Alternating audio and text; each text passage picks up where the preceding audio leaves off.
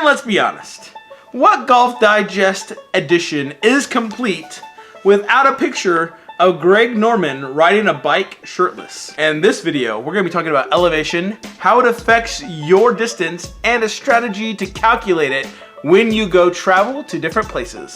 Let's go buzz around. Hit the ball! Which I'm not. Boom. Hey guys, David Folk here, and on this channel we do golf club reviews, golf gear reviews, geek speak videos, and instructional videos just like this one. So if you're new here, consider subscribing. Alright guys, I was reading the December 2017 Golf Digest, and I know you guys are like, what are you reading that for? It's junk, it's all ads. Which, let's be honest, like 85 or 90% of it actually is, but there are a couple of nuggets in there. And after being slightly disappointed that my workout regimen was not in the top 50 golf fitness professionals of America with this physique, I decided to flip through it and see who might be on it. What Golf Digest edition is complete without a picture of Greg Norman riding a bike shirtless?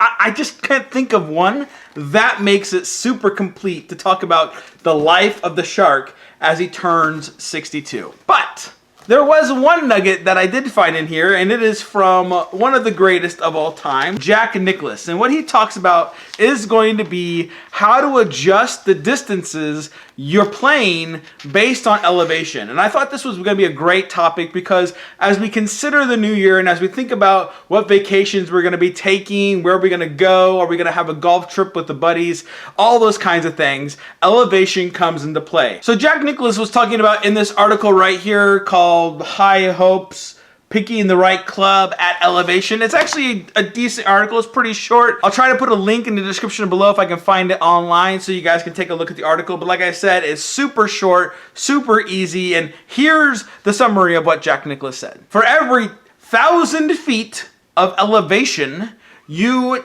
increase or decrease your distance, your carry distance or your yardage by 2%. So let's say, for instance, out here in Idaho, I hit a 6-iron 200 yards on average. That's kind of the number I'm shooting for with no other factors taken into play like weather conditions, wind, lie, any of that. So 200 is kind of the base number I start with, and then I calculate all of that to determine what club I should play. As you look at taking that 6-iron to California, where I go from, let's say, 4,000 feet above sea level to 100 feet above sea level, that's roughly 4,000 feet down from where I play. So what Jack Nicklaus would say is I need to decrease my 6-iron yardage 2% for every 1,000 feet.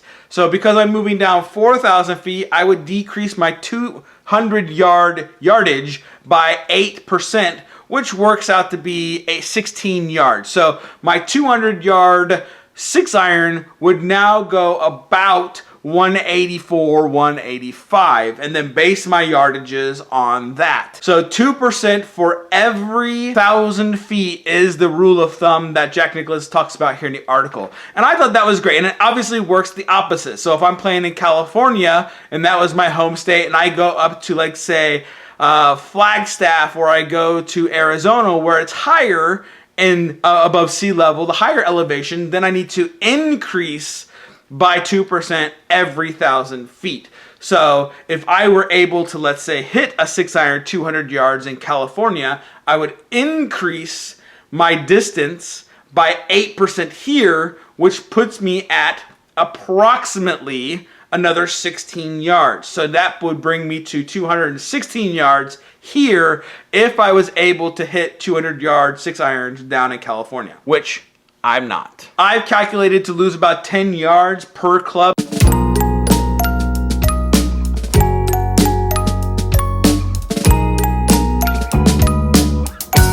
So I basically club up one club for every distance I'm looking at. So if I'm at 190, I would hit a 6-iron, and that's not taking into consideration, winds or what kind of lie I have, what kind of pin placement there is. So all of that needs to be taken into consideration as well. So this 2% per 1,000 feet up or down is great for you guys to really be able to say, this is the adjustment I need to make based on where I'm going to play. And the easy way to say is 2% increase as you go up in elevation or 2% decrease as you go down in elevation. If that's something that you guys didn't know, and if you're wondering why in the world you're not hitting as far in your vacation spot versus where you're at in your home course, that may have a contributing factor to it. So let me know, guys, if you guys know this rule, if you apply this rule, have you heard of this kind of simple calculation rule? Post those comments down below.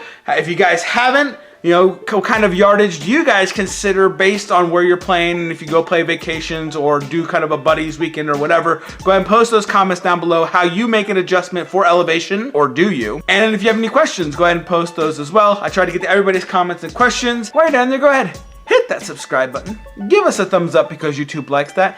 Guys, I can't thank you enough for the support. I'm so grateful for all of you and your willingness to watch, follow, ask questions, participate in this support group of our addiction to golf. It's so much fun. I love it. I'm so excited for the new year. Thanks for watching, and we'll chat with you next time.